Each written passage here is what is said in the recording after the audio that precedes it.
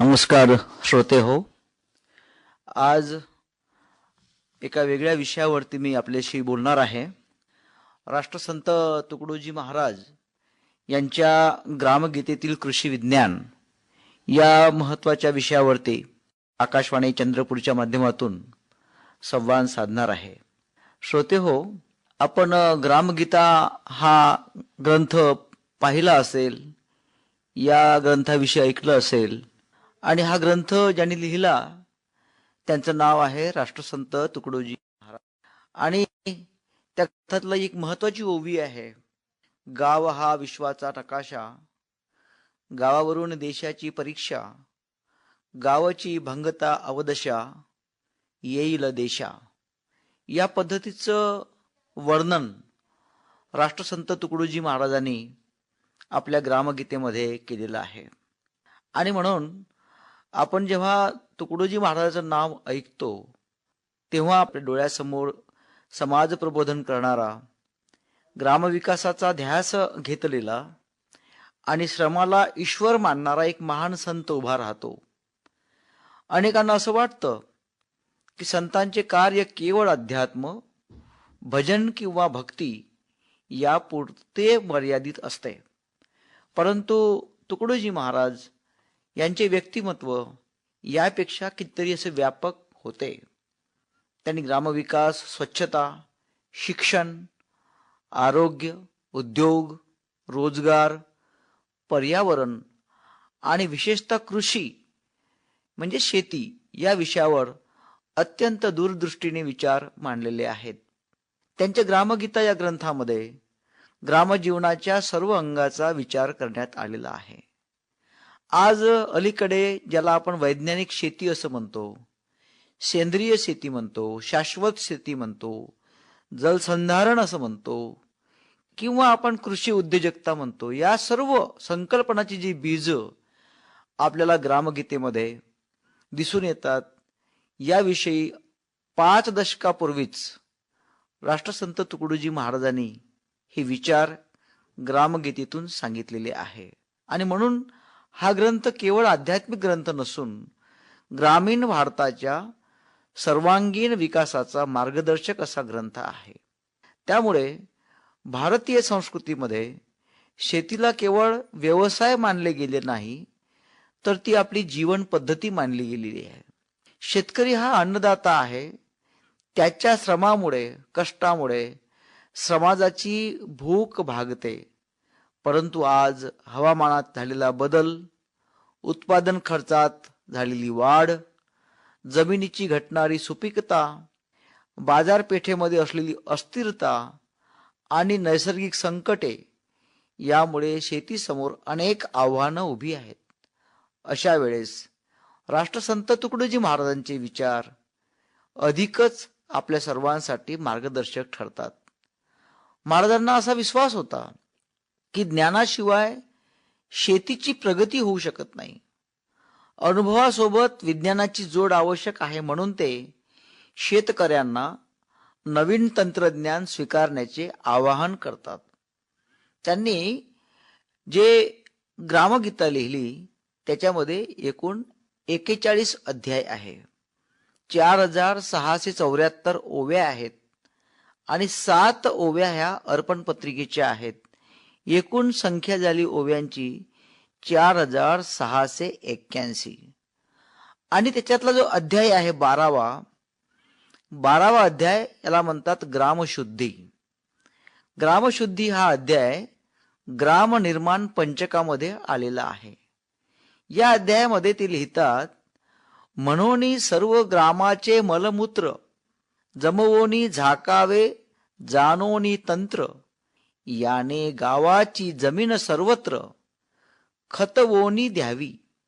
त्यांनी या अगदी सोप्या भाषेमध्ये मोठा वैज्ञानिक संदेश दिला आहे. ते असं म्हणतात, मनुष्याचं असो की प्राण्यांचं असो, जे मलमूत्र आहे त्या मलमूत्राची निर्मिती खतामध्ये जर आपण करू शकलो तर ते खत शेतीसाठी वापरता येतात. आणि शेतीसाठी जर वापरलं ते खत, आपण त्याला हिरा खत असं म्हणतो, सोन खत असं म्हटलं जातं. त्यामुळे शेती सुपीक होते, हा विचार त्यांनी सांगितलेला आहे. परंतु अनेक ठिकाणी आपल्याला काय दिसतं की गायीच्या शेणाच्या गोवऱ्या जाळण्याची प्रथा खेड्यामध्ये आहे. महाराज सांगतात की शेण जाळू नका, गोवऱ्या जाळू नका, तर शेतीसाठी जे खत लागते ते खत तयार करण्यासाठी शेणाचा उपयोग करा. कारण शेणांमध्ये जमिनीची सुपीकता वाढविण्याची विलक्षण क्षमता आहे. सेंद्रिय खतामुळे जमिनीतील सेंद्रिय कर्ब वाढतो, सूक्ष्मजीव सक्रिय होतात आणि उत्पादनाची गुणवत्ता सुधारते. अलीकडे जगभर सेंद्रिय शेतीला महत्त्व दिले जात आहे आणि रासायनिक खताच्या अतिरेकामुळे जमिनीचे आरोग्य बिघडत आहे. अशा परिस्थितीमध्ये राष्ट्रसंतांनी 5 दशकापूर्वी दिलेला हा संदेश किती दूरदर्शी होता याची आपल्याला जाणीव होते. आपल्या चंद्रपूर जिल्ह्यामध्ये अड्याळ टेकडी आहे.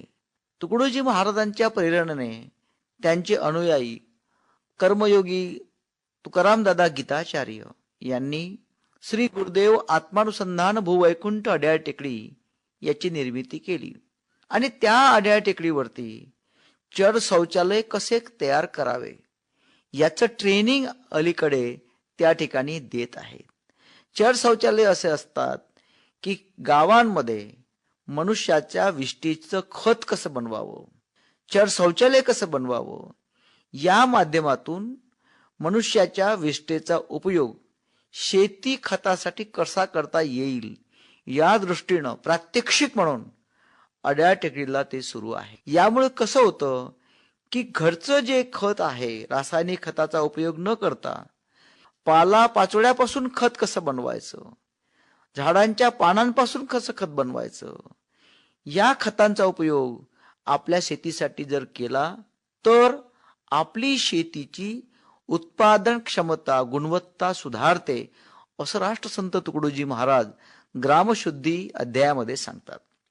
ते असं लिहितात, हेची खरी आहे सेवा, हेची आवडे देवाधी देवा, उगीच मोठेपणाचा कांगावा, मिरवावा कासयासी. याचा अर्थ त्यांनी शेतीला आणि श्रमाला ईश्वर सेवेचा दर्जा दिलेला आहे. कारण समाजाच्या हितासाठी केलेलं श्रम जे आहे, कष्ट, हे खरे पूजन आहे. शेतात घाम गाळणारा शेतकरी हा केवळ स्वतःसाठी नव्हे तर संपूर्ण समाजाशी, मानवासाठी तो अन्न निर्माण करतो. आणि शरीर म्हटलं की त्याला भूक लागते आणि भूक लागली की त्याला अन्न हवं असतं. अन्नासाठी शेतीकडे जावं लागतं आणि म्हणून शेती जर आपल्याला चांगल्या पद्धतीनं जर सुधारायची असेल तर त्याकरता आधुनिक तंत्रज्ञान स्वीकारण्याचा आग्रह राष्ट्रसंतांनी धरलेला आहे. ते त्याच अध्यायामध्ये लिहितात, 71 नंबरची ओवी आहे, मुबलक खत, मुबलक पाणी, मुबलक श्रम, मुबलक बी भरणी, मुबलक उत्पन्न, गगनाशी भेदुनी दिसावे गावी. याचा अर्थ योग्य खत, पुरेसे पाणी आणि सातत्यपूर्ण श्रम आणि दर्जेदार बियाणे, ही जी 4 तत्व सांगितलेली आहे, हे आजच्या आधुनिक कृषी विज्ञानाच्या केंद्रस्थानी आहेत. आणि म्हणून त्यांनी दिलेले कृषीविषयक विचार हे केवळ नैतिक उपदेश नसून प्रत्यक्ष जीवनामध्ये उपयोगी पडणारे वैज्ञानिक मार्गदर्शन आहे, हे आपण या निमित्ताने समजून घेतलं पाहिजे. कारण राष्ट्रसंत तुकडोजी महाराजांनी जी ग्रामगीता लिहिली, ती ग्रामगीता ही शेतकऱ्यांना अर्पण केली. ग्रामगीतेची निर्मिती अर्थात त्याचं प्रकाशन 25 डिसेंबर 1955 तुमसर, जिल्हा भंडारा येथे झालं. विदर्भ साहित्य संघाच्या 18व्या अधिवेशनामध्ये या ग्रंथाचं प्रकाशन झालं आणि त्यावेळेस त्यांनी हा जो ग्रंथ आहे, महत्वाचा ग्रंथ आहे, तो त्यांनी ग्रामनाथाला अर्थात शेतकऱ्यांना अर्पण केलेला आहे. त्यांनी सांगितलं की सर्वात मोठा ईश्वर जर कोण असेल तर तो आपल्या पोटाला अन्न देणारा तो शेतकरी आहे आणि म्हणून शेतकऱ्याला त्यांनी ग्रामगीता अर्पण केली. त्या अर्पण पत्रिकेत फार सुंदर ते लिहितात, सर्व ग्रामाशी सुखी करावे, अन्न वस्त्र पात्र आदी द्यावे, परी स्वतः दुःखची भोगावे, भूषण तुझे ग्रामनाथा. ग्रामनाथ म्हणजे हे शेतकरी भावा, तो एवढं सगळं कष्ट करतो, जनतेसाठी अन्न वस्त्र पात्र सगळं काही देतो, परंतु तुझ्या नशिबी तुझ्या जीवनामध्ये दुःख येतात. हे काय येतं हे समजून घेण्यासाठी वैज्ञानिक दृष्टिकोनातून विचार करण्याची गरज आहे. आणि म्हणून तुला जेव्हा जेव्हा काही अडचणी असतील, तुला काही ज्ञानाची गरज भासेल, तुला काही आर्थिक आधाराची गरज भासेल, तेव्हा तेव्हा त्यावेळच्या व्यवस्थेने ती पूर्ण केली पाहिजे. म्हणून ते पुढे लिहितात, तुझ्या श्रमास प्रतिष्ठा मिळो, सकळांचे लक्ष तुझ्याकडे वळो, मानवतेचे तेज झडझडो, विश्वा माझी या योगे. याचा अर्थ असा की हा ग्रामगीता हा ग्रंथ केवळ अध्यात्माचा ग्रंथ नाही, तर तो ग्रामीण विकास, कृषी विकास, पर्यावरण संरक्षण, श्रमसंस्कार आणि स्वावलंबी भारताचा आराखडा आहे. शेतीची कामं करताना कुठल्याही प्रकारचा आळस करू नये, कारण शेतीचं काम करणं ही ईश्वरी सेवा या पद्धतीने सांगितलेलं आहे. महाराज एका ठिकाणी फार सुंदर लिहितात, अहो ही निसर्गाची रचना समजलीच पाहिजे सर्वजना, खाद्याची होते खत जाणा, खतापासून खादोत्पत्ती. याचा अर्थ असा की आपण हे लक्षात घेतलं पाहिजे, खतापासून खाद्य आणि खाद्यापासून खत, ही जी प्रक्रिया आहे हे निसर्गाचं चक्र आहे आणि सेंद्रिय शेतीसाठी हे गरजेचं आहे. आणि म्हणून महाराजांनी याचा अभ्यास केला, कारण ते निसर्गाचे सूक्ष्म निरीक्षक कसे होते. शेती म्हणजे केवळ बी पेरणे आणि पीक घेणे नाही, तर निसर्गाशी संवाद साधणारी ती आपली जीवन पद्धती आहे. आणि म्हणून शेतीशास्त्रातील हा महत्वाचे तत्व त्यांनी सांगितलं, आपण जे काही अन्न खातो त्यापासून निर्माण होणारा सेंद्रिय कचरा पुन्हा जमिनीत मिसळला गेला पाहिजे आणि त्याचे पुन्हा खत तयार करता आले पाहिजे आणि त्या खताचा उपयोग पुढे होणाऱ्या बियाणासाठी टाकून त्या खतापासून पुन्हा अन्ननिर्मिती करता आली पाहिजे. हे निसर्गाचं अखंड चक्र आहे, हे त्यांनी ग्रामगीतेच्या माध्यमातून सांगितलेलं आहे. आज याच चक्राला, निसर्गाच्या चक्राला अलीकडे आपण पोषक तत्वाचे पुनर्चक्रण, न्यूट्रिशन रिसायकलिंग असे म्हणतात. शेतातील काडी कचरा, जनावरांचं शेण, पानगळ, स्वयंपाकघरातील सेंद्रिय कचरा यांचे योग्य व्यवस्थापन जर केलं तर आपल्याच घरी, आपल्याच गावी उत्कृष्ट सेंद्रिय खत तयार करता येते. त्यामुळे जमिनीची सुपीकता वाढते, पाणी धरून ठेवण्याची क्षमता वाढते आणि जे आपण पीक शेतामध्ये घेतो त्याची गुणवत्ता सुधारते. रासायनिक खताचा जो प्रभाव असतो हा तात्पुरता असतो, उत्पादन फार वेगाने वाढतो, परंतु जमिनीतील जे अति सूक्ष्म जीव जे आहे ते नष्ट करून टाकतात आणि त्यामुळे अलीकडे सर्व जगामध्ये सेंद्रिय शेतीकडे लोक आता वळत आहे. राष्ट्रसंत तुकडोजी महाराजांनी हा संदेश ग्रामगीतेच्या माध्यमातून आपल्या सर्वांना दिलेला आहे. ते पुढे लिहितात, उपजे ते नाशे, नाशले ते पुनरपी भाषे. या ओवीत त्यांनी जीवनातील आणि निसर्गातील परिवर्तनाचा नियम स्पष्ट केलेला आहे.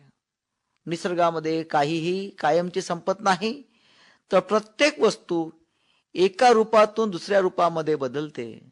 झाडांची पाने गळतात, त्यांचे खत बनते, त्यातून पुन्हा नवीन वनस्पती उगवतात. हे अखंड चक्र पृथ्वीवर जीवन टिकवून ठेवते. आणि म्हणून आज पर्यावरणशास्त्र, कृषीशास्त्र या दोन्ही शाखा या तत्वाला महत्व देत आहे. त्यामुळे शेती करताना निसर्गाशी संघर्ष न करता निसर्गाशी मैत्री करा, असे आवाहन राष्ट्रसंत तुकडोजी महाराज आपल्याला सांगून जातात.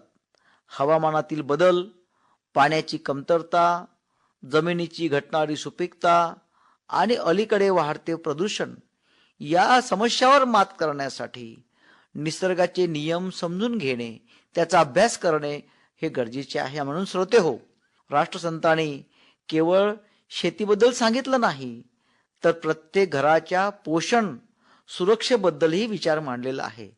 मित्र हो, आपण निसर्गाची रचना काय आहे, निसर्गामध्ये झालेले बदल काय आहे आणि झालेले बदल समजून घेऊन आपलं कृषी अर्थात शेती ही अधिक चांगली करण्याच्या दृष्टीनं राष्ट्रसंत तुकडोजी महाराजांनी 50 वर्षापूर्वी ग्रामगीतेच्या माध्यमातून कृषी उन्नतीचा विचार त्यांनी प्रामुख्याने सांगितला. तो विचार आपण आत्मसात करावा असं आवाहन या निमित्ताने करतो आणि आपल्या गावामध्ये जे गुरुदैव सेवा मंडळ आहे, सामुदायिक प्रार्थना मंडळ आहे, त्यामध्ये याविषयी चर्चा करून कृती कार्यक्रम कसा करता येईल यावर लक्ष केंद्रित केल्यास अधिक बरे होईल असं मला वाटते. धन्यवाद.